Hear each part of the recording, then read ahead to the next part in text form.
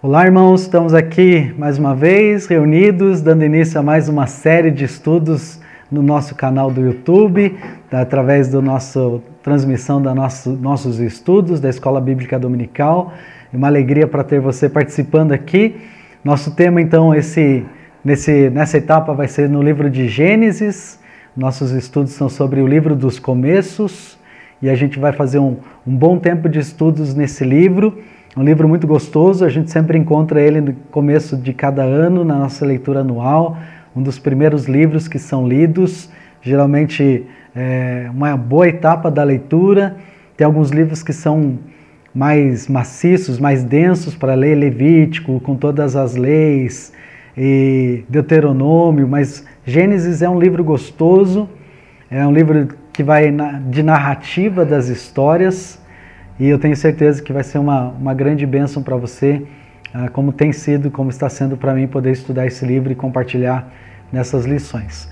O nosso livro que a gente vai usar é o livro da editora Cultura Cristã Evangélica, e vai ser o título do livro de estudo é o material que a gente está usando, Gênesis, o livro dos começos.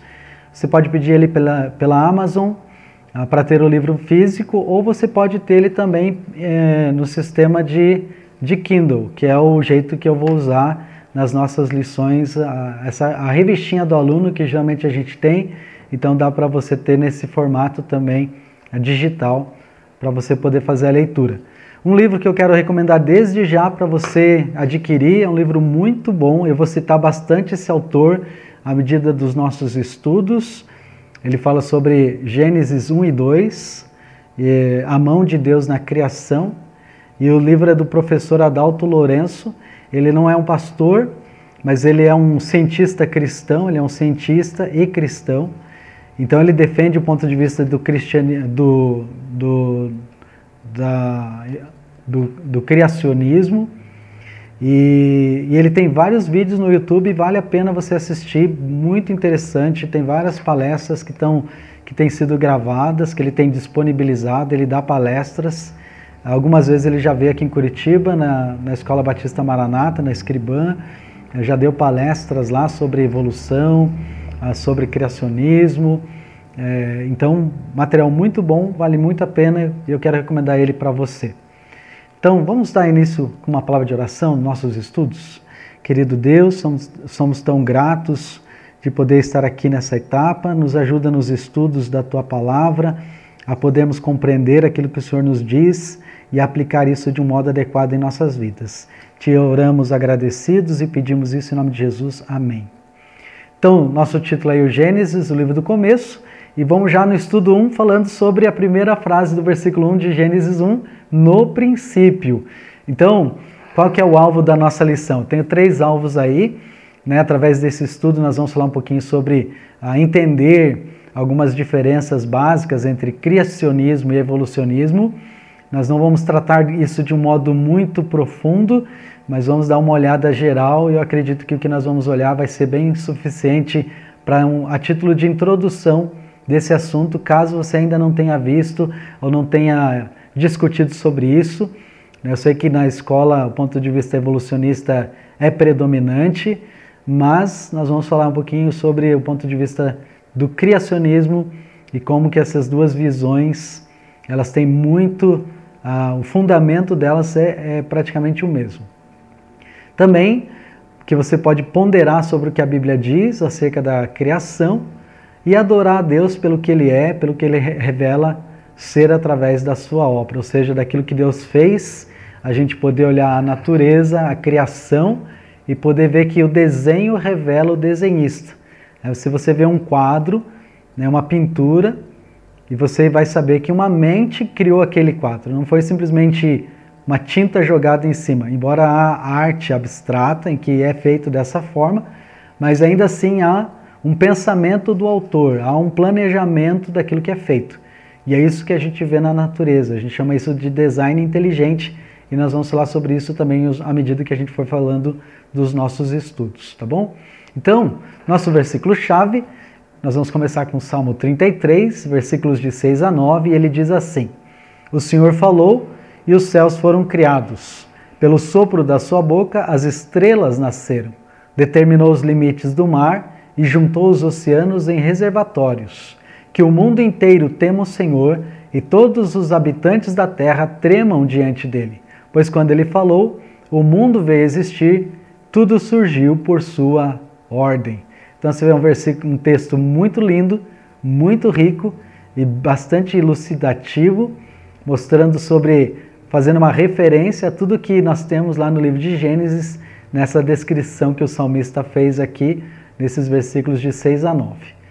Então, vamos começar aqui falando um pouquinho sobre essa questão da introdução, e eu quero já citar o Adalto Lourenço. Ele diz assim: aceitar a existência de um Criador é um ato racional. Aceitar quem é o Criador é um ato de fé. Então você precisa perceber o que ele está dizendo aqui. Ele está dizendo que se você usar a sua mente, até a mesma razão, não tem como você descartar da equação a necessidade de um Criador, de uma causa primária, uma causa não causada. Em geral, cientistas não cristãos, eles vão usar essa expressão, uma causa não causada, porque eles não querem falar Deus. Mas a razão, ela já exige, ela já aceita a existência de um Criador. Mas dizer quem é esse Criador? E aí é que entra o ato de fé, de nós entendermos e aceitarmos que o Criador é esse Criador que se revela na sua palavra. Então, durante alguns milênios, essa expressão no princípio criou Deus, foi aceito sem muitas restrições, não era uma questão discutível na história. Você não tinha ninguém se opondo a essa visão. Quando chegou 1500 e o Renascimento, depois todo o processo de desenvolvimento, a reforma que houve na história, então Gênesis até esses momentos não era o foco das discussões religiosas, era um fato, era uma questão aceita. Mas aí o que aconteceu, a partir de 1859, com a publicação do livro A Origem das Espécies, de Charles Darwin, esse princípio eterno passou a ser criticado. Então começou a ter uma oposição, até mesmo como o desenvolvimento dos pensamentos filosóficos que veio como produto da Renascença. Por exemplo, a ideia de Hegel da antítese, da tese e uma antitese. Então, se o criacionismo, que o mundo foi criado por Deus, era a tese até esse momento, houve-se então uma antítese, uma tese contrária, que disse que não, o homem ele não é produto de uma criação, mas ele é produto de um desenvolvimento do ser humano. Então, esse princípio eterno de que o princípio criou Deus, tudo que existe, passou a ser criticado. E depois, com o passar do tempo, ele começou a ser desconsiderado, até o ponto de nem ser mais discutido nas escolas, e finalmente banalizado. Ou seja, as pessoas até ridicularizam o pensamento, embora a gente percebe uma mudança em certo sentido, uma atenção sendo trazida de novo, mas em grande parte dos estudos, até mesmo na faculdade, tudo que você tem de começo de estudo considera o homem já como um ser primitivo, que morava nas cavernas, que foi se desenvolvendo, que foi evoluindo, e aí nós temos e da onde que isso começou? Começa com esse trabalho de Charles Darwin em 1859, com esse livro Origem das Espécies. Desde então, apesar de Darwin não ser classificado como um filósofo, suas teorias tiveram um efeito profundo sobre o pensamento teórico ocidental que ultrapassa as gerações. Então, o efeito que veio, ele foi em 1859, mas isso foi tendo impactos tanto também na maneira até mesmo da teologia ser feita, de pensamentos que surgiram, de tentar fazer uma harmonização entre o que Deus fez e o que a teoria da evolução apresenta, para chegar numa síntese. Lembra da tese antítese? E aí chegar numa síntese. Não, podemos dizer que Deus colocou o homem e aí ele foi evoluindo. Só que você vai ter que mexer na literalidade do texto. E a gente vai falar um pouquinho já sobre isso à medida que a gente for estudando agora. Então, nesse estudo, você vai compreender qual é a origem da criação, como é que você pode compreender o nosso tempo, esse tempo que estamos vivendo, e a importância disso para a nossa vida, para o nosso cotidiano, tá bom? Deixar isso, vamos tentar, à medida que a gente for fazendo esses estudos, tornar eles extremamente práticos e relevantes para o nosso dia a dia. Muito bem, então, vamos já começar com essa discussão? E aí, criação ou evolução? Qual é o seu ponto de vista? Qual é a sua opinião? Qual das duas teorias estão corretas? Quando nós estamos falando já teoria, significa por que teoria? Porque a gente não pode provar elas. Né? Não tem como um cientista voltar num laboratório e reproduzir. A ciência, ela se baseia na questão da metodologia científica. Você precisa reproduzir aquele ensaio científico. No caso da criação, a gente não tem como voltar lá naquele ponto do tempo, na linha do tempo, e contemplar a criação, ou refazer uma criação. Por isso, então, uma teoria, uma maneira de interpretar. Então, nós vamos começar aqui com a teoria evolucionista, com essa afirmação. Então, o que é teoria evolucionista? O que significa isso? A palavra portuguesa evolução deriva-se do latim, da palavra e, possivelmente do grego ek, e da palavra volvere, que significa rolar. Então, a ideia expressa nessa junção de duas palavras é o desenvolvimento de forma gradual.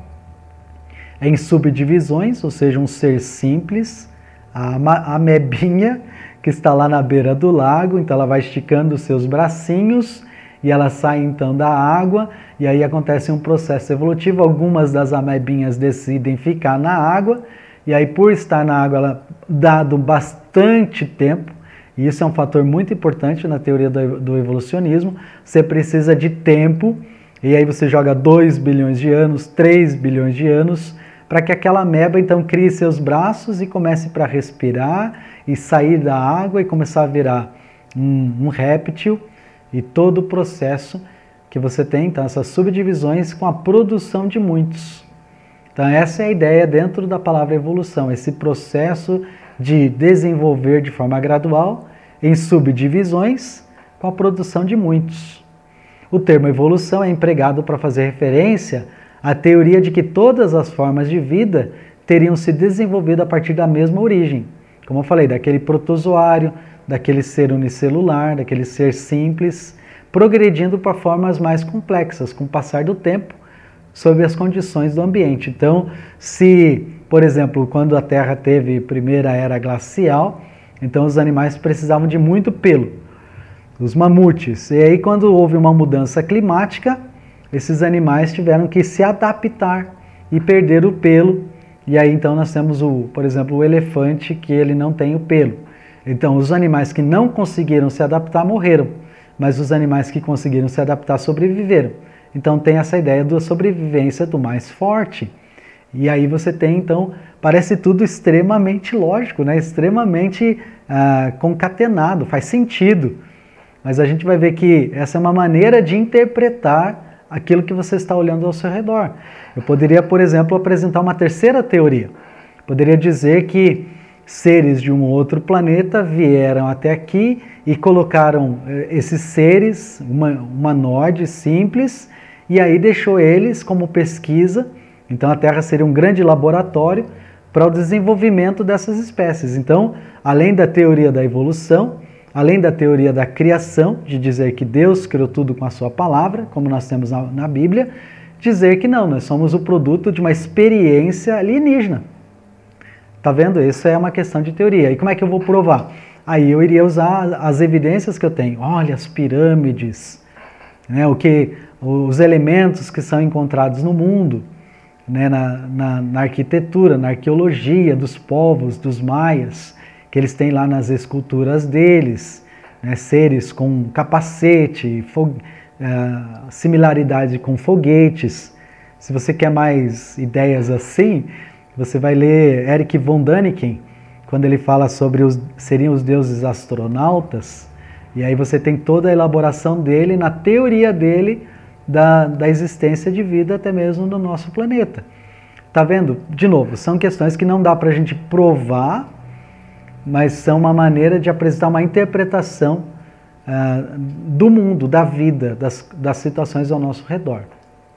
Voltando aqui para essa ideia da teoria evolucionista, eu dei essa ideia do Eric von Däniken como uma ilustração de teoria, e eu quero voltar aqui para mostrar para você qual é a base bíblica disso. É inexistente, é da evolução. Você não tem nenhum momento da Bíblia algo que se refira a uma coisa assim. Há várias descrições sobre seres, possivelmente dinossauros, que a gente tem no livro de Jó, Behemoth. Eu acredito que a gente vai falar sobre isso um pouco mais para frente, mas a Bíblia não disse que esses seres foram produtos de evolução. Muito pelo contrário. Na evolução, o homem ele nem teve contato com esses dinossauros, com esses animais. Mas no relato bíblico, sim. Eles estavam ali, convivendo juntos. Então é bem interessante para ter essa visão e compreender o que o texto da Bíblia nos mostra. Vamos falar um pouquinho sobre a teoria criacionista, então, que é bem importante para a gente. Então a palavra vem do latim creare, e significa produzir, gerar.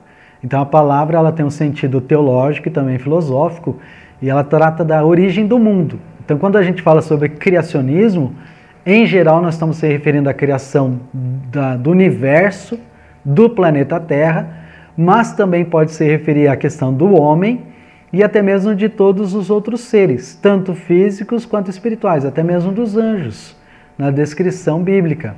Então a criação, ela se refere primeiro ao ato mediante o qual Deus, autoexistente e eterno, trouxe à existência o que não existia e nem tinha forma de vida.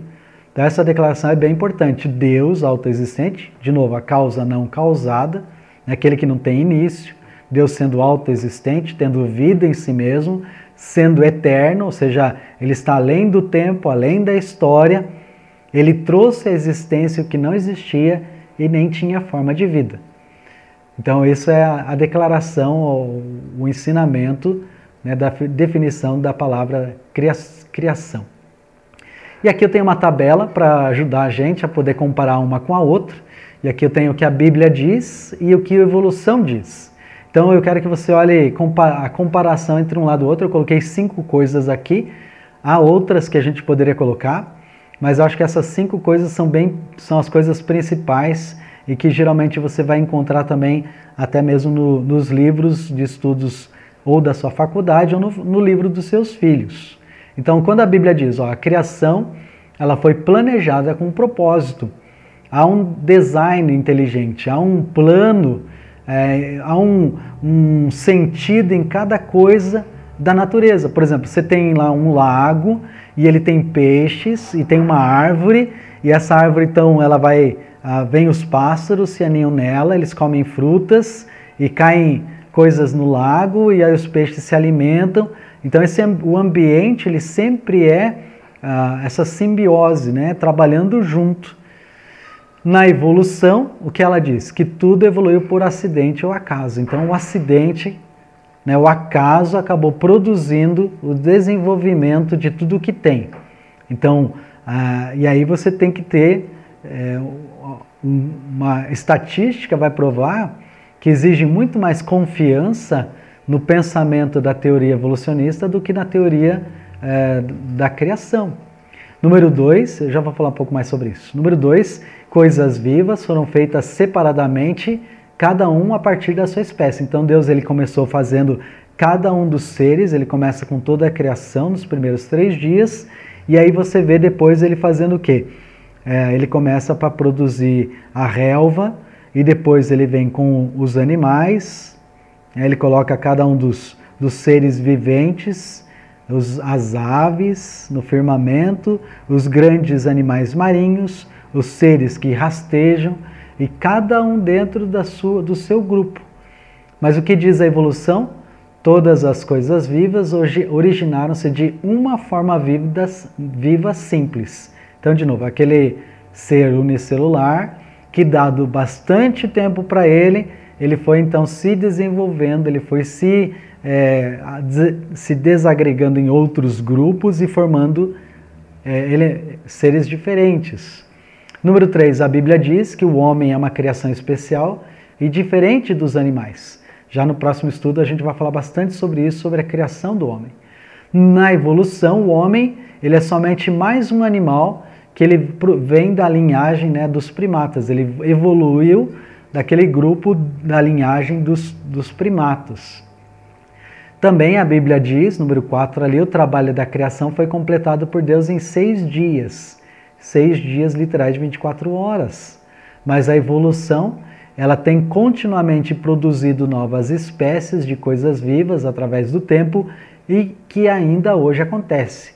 Talvez a gente não consegue perceber, de acordo com a teoria evolucionista, a gente não consegue perceber porque são mudanças muito, muito, muito sutis.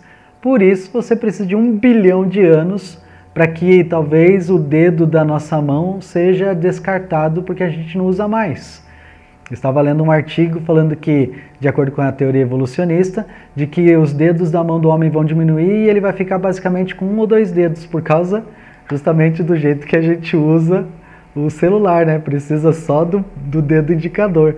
Então, coloca 1 bilhão de anos e as próximas gerações da humanidade, com a evolução, eles vão ficar seres com cabeças maiores, corpos menores, porque a gente não vai precisar e tudo aquilo que você não precisa é descartado. E essa evolução está acontecendo agora, nesse momento, em toda a natureza, em todos os seres viventes. E isso é dentro da ideia da teoria evolucionista.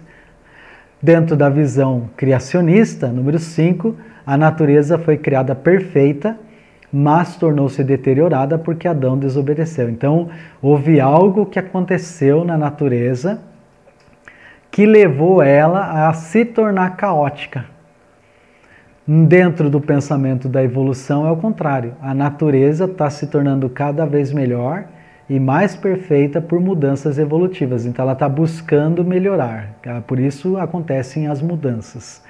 Por uma busca de melhora, de transformação, de adaptação melhor ao meio, ao ambiente. Então essas são as duas comparações aí, né?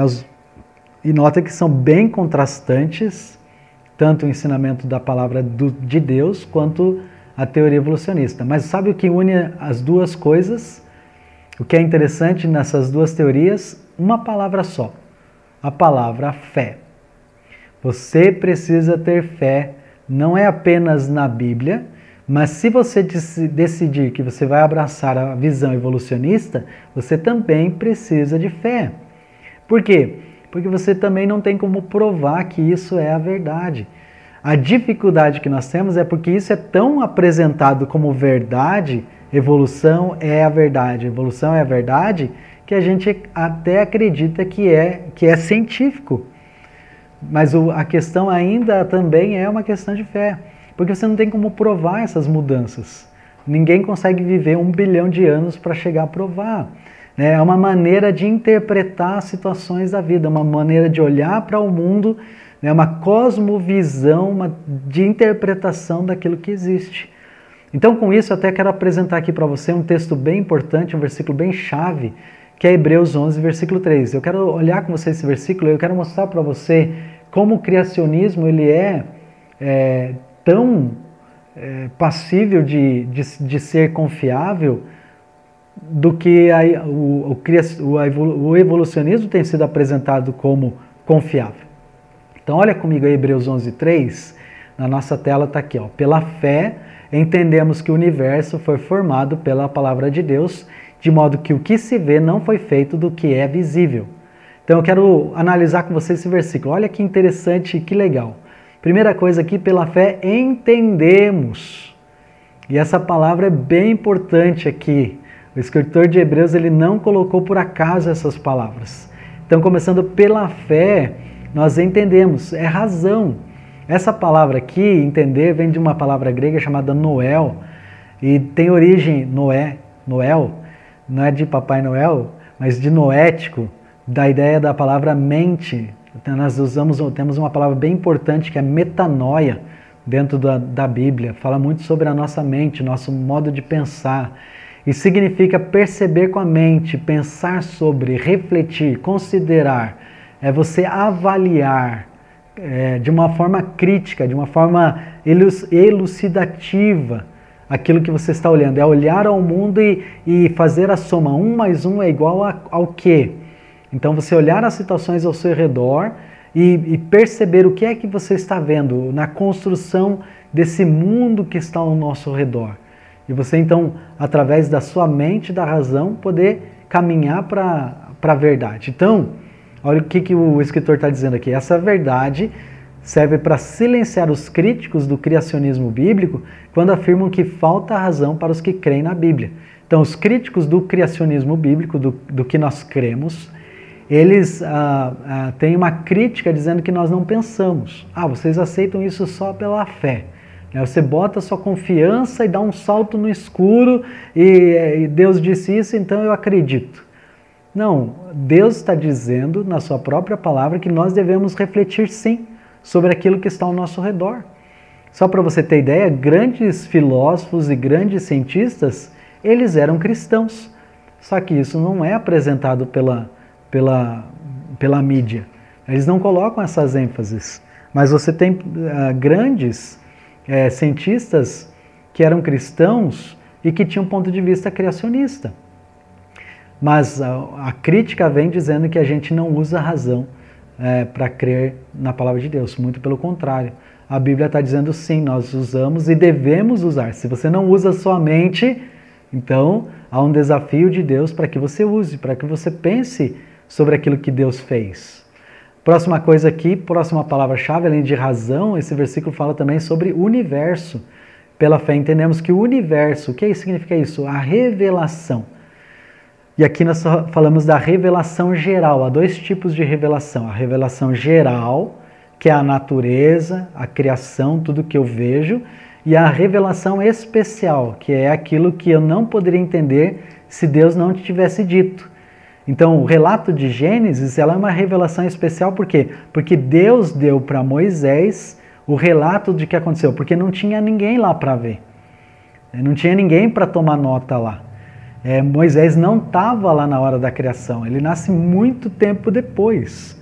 Então, isso é dado para Moisés através do próprio Deus, para que ele dê para o povo de Israel um relato. Então, o livro de Gênesis realmente é um relato histórico que compreende muito tempo, para que possa ser dado.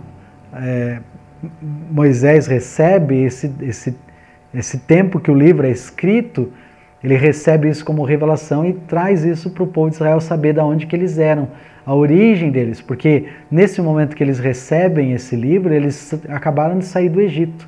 Eles eram escravos no Egito durante 400 anos. O escravo ele não tem genealogia, ele não tem história. E Moisés está preocupado com o futuro de Israel. O que vai acontecer com eles depois que ele morrer? Depois que ele não estiver mais lá? O medo dele é do desvio do povo, desviar de Deus. Então ele dá um relato para eles saberem a história e a origem deles como nação. Da onde que eles vêm? Que eles são frutos de uma promessa de Deus, que Deus prometeu e que Deus está cumprindo agora. Então esse universo, a revelação de Deus, está tratando sobre o quê? É tão interessante que a Bíblia ela não usa termos técnicos, mas ela também está refletindo descoberta científica. Quando ela usa a ideia de universo, está se referindo a tudo, o tempo, o espaço, o mundo material. Diz que Albert Einstein, que era um físico bem importante, que tem material escrito que até agora está sendo provado que ele realmente estava certo no que ele diz, nas suas teorias, estão sendo provadas. Ele disse que o tempo foi criado no início do universo. Então o tempo, o espaço, o mundo material se refere ao todo quando essa palavra aparece aqui. Então isso nos mostra que a Bíblia não nega a ciência, pelo contrário, ela apenas não usa seus termos. Então você não vai encontrar termos científicos, mas ela não está indo contra a ciência, muito pelo contrário. Nenhuma das duas está contradizendo a outra, desde que a ciência seja feita de modo adequado, de modo correto. Outra questão aqui nesse versículo é a palavra formado pela palavra de Deus. E aqui, de novo, entra a questão de fé. É formado pela palavra de Deus. É a nossa confiança, a nossa crença de que Deus ele produziu tudo o que nós temos. Então, fé na existência de um Deus criador explica aquilo que nem sempre a razão ou mesmo a revelação pode fazer. Eu preciso abraçar essa verdade. Eu posso entender com a minha mente, posso avaliar o mundo, ou talvez olhar para o mundo, avaliar com a minha mente mas eu preciso dar um passo do meu coração, o meu ser. Eu vou abraçar isso, eu vou colocar a minha crença nisso, ou eu vou ter uma outra forma de avaliar, como o caso do evolucionista. Então, quando a Bíblia afirma que foi formado pela palavra de Deus, a Bíblia está confirmando o livro de Gênesis. Só para você ver, por exemplo, o texto bíblico, ele expressa disse Deus, e você vai encontrar 7 afirmações assim, só no capítulo 1 do livro de Gênesis. E disse Deus, versículo 3, versículo 6, versículo 9, versículo 14, 20, 24, versículo 26. Cada um deles está sempre começando, disse Deus, disse também Deus. Ou seja, o universo foi formado pela palavra de Deus. Deus falou e tudo aquilo que ele falou passou a existir. Então, de modo que o que se vê não foi feito do que é visível, né? Tudo aquilo que a gente está vendo foi feito daquilo que não foi feito do que é visível. Deus fez do nada. Essa é o que ele está dizendo aqui.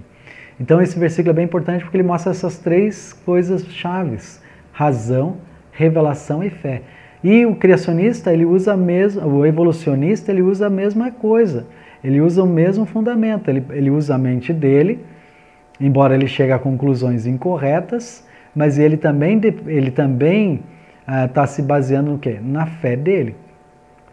A confiança de que aquilo é a verdade. Então essa é onde ele está abraçando com o seu coração. Então pela fé ele entende que o universo foi formado pela evolução de tudo. Então existe uma estatística, talvez a gente vai olhar mais para frente, que mostra que exige muito mais fé para você acreditar na evolução do que você acreditar na palavra de Deus. É muito mais simples, é muito menos complexo você olhar para a palavra de Deus e entender que Deus fez tudo o que ele fez, do que você conjecturar um esquema gigantesco de probabilidades de que tudo isso possa acontecer, da maneira como está acontecendo agora, a vida, a existência, o universo, até mesmo, por exemplo, discutindo sobre gravidade, se a gravidade fosse um pouco maior, um pouco menor, a forma como as coisas existirem. E são questões científicas também. Muito bem, vamos em frente aqui. Como é que a gente aplica Gênesis hoje? Eu acho que há 2 aplicações bem importantes nesse momento. Primeira coisa, aquilo que você crê sobre a criação determina o que você pensa de Deus. Então, se a sua visão, qual é a visão que você vai ter? Você vai abraçar a criação ou vai a evolução? Isso vai determinar o que você pensa de Deus. Dentro da evolução, você não precisa de Deus. Pode tirar ele da equação. Você não precisa, por quê? Porque você é um animal. Então, o que impera? O ser mais forte. O mais forte sobrevive. Então, eu não preciso me preocupar com o meu colega do trabalho. Se ele for mais fraco, ele tem que ser mandado embora mesmo. Não tem que me preocupar em ajudar ninguém. Eu preciso defender a minha prole. Preciso defender os meus filhos, para que a minha descendência continue.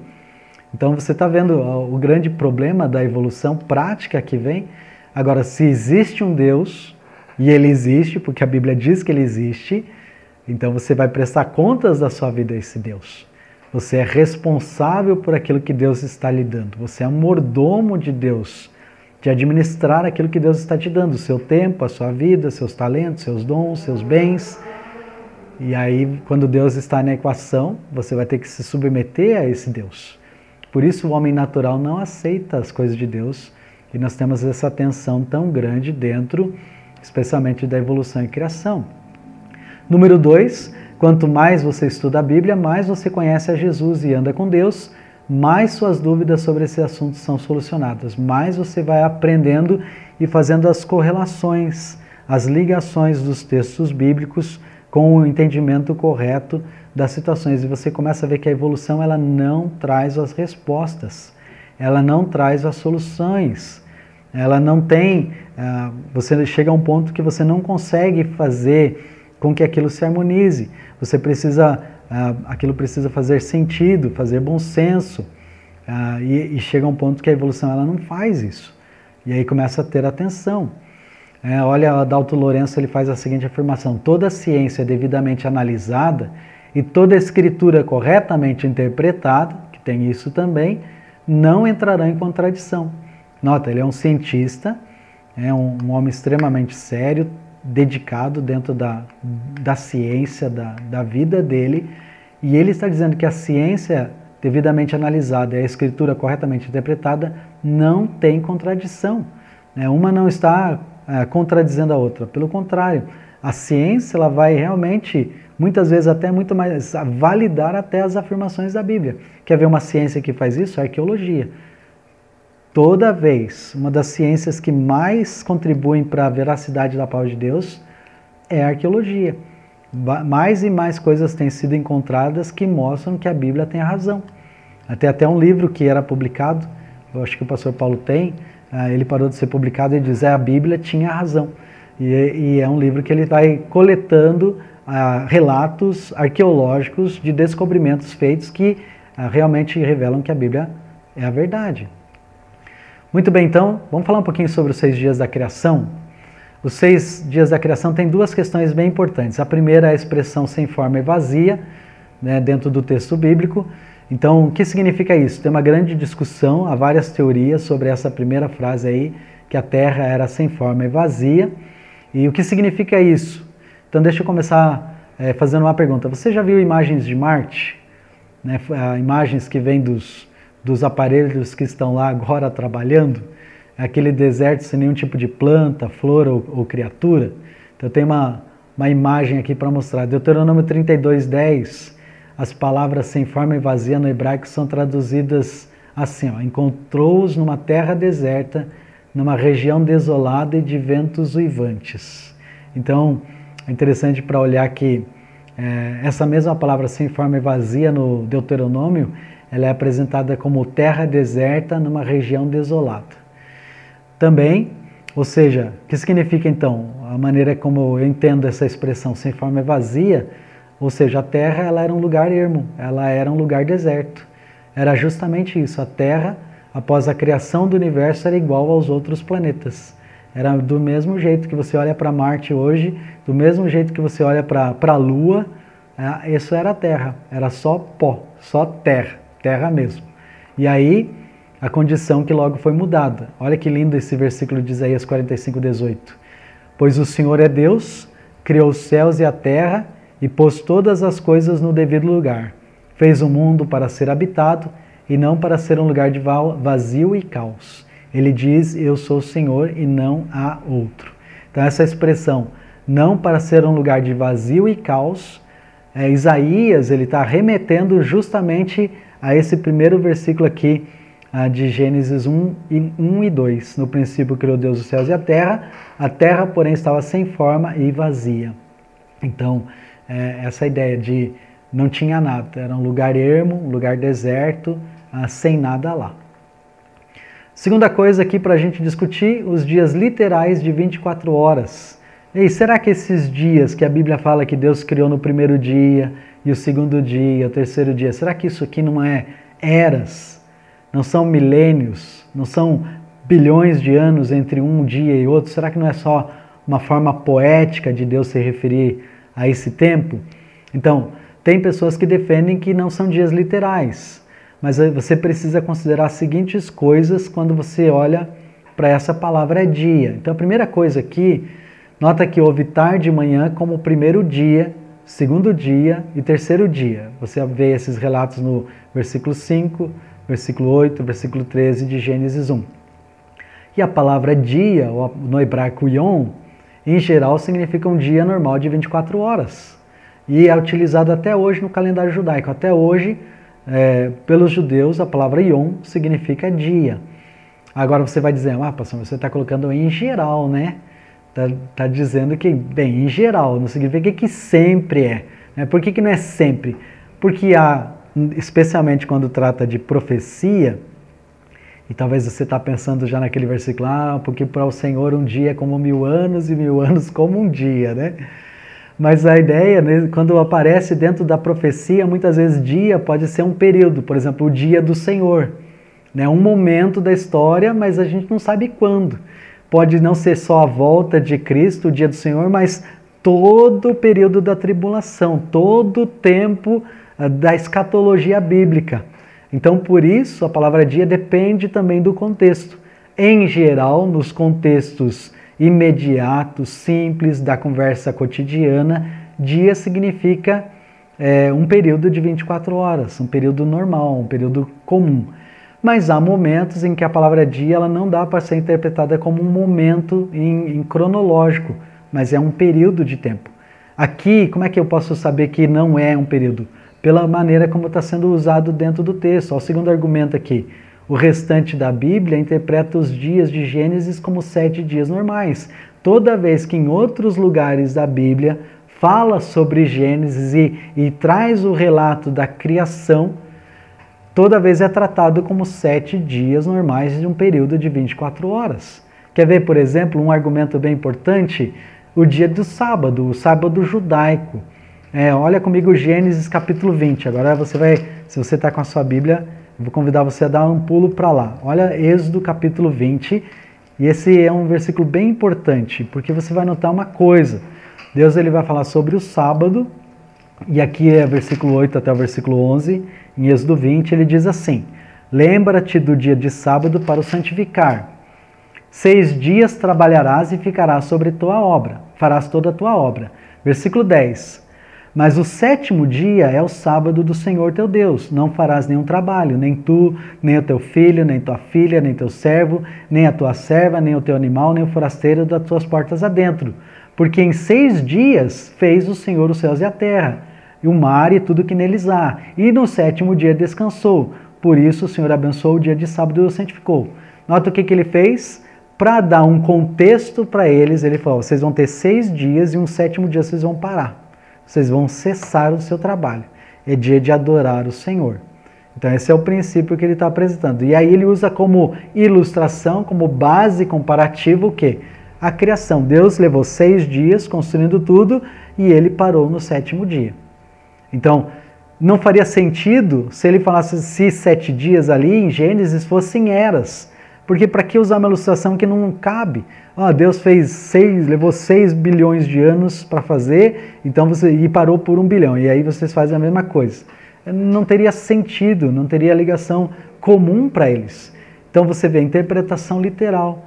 Se eu disser que lá é eras, então eu vou ter problema aqui. Eu vou ter que forçar o texto aqui para dizer que são dias de 24 horas, porque é o que Deus está trabalhando na mente desse povo para eles entenderem, de um jeito bem simples, sim. Olha, gente, é 24 horas, vocês vão trabalhar 6 dias e o 7º dia vocês vão parar. E você nota que eles são tão difíceis de coração que mesmo Deus dando o maná e tudo, continuação do relato, eles não obedecem Deus. No 6º dia eles não pegam, aí eles ficam sem no 7º dia. Na outra semana eles fazem o quê? Eles pegam dobrado nos outros dias com medo de faltar e aí estraga. Porque Deus está trabalhando com eles realmente quase que como crianças. Precisa ser tudo meio físico, um tabernáculo, aquilo que eles precisam ver, o que eles precisam pegar. Deus está trabalhando com o seu povo e ajudando eles para se tornar uma nação, um povo mesmo de guerreiros, de soldados que eles vão ter que enfrentar inimigos mais tarde. Mas aí você nota então de novo essa base que a gente tem no texto. Quarta razão aí, quarto argumento para dizer que são 24 horas, dias de 24 horas literal.